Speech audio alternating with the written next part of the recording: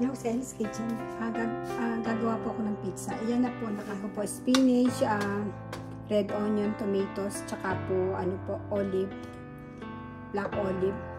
Tapos ito naman pong isa, ano po, may bell pepper, tomatoes, tsaka po, spinach.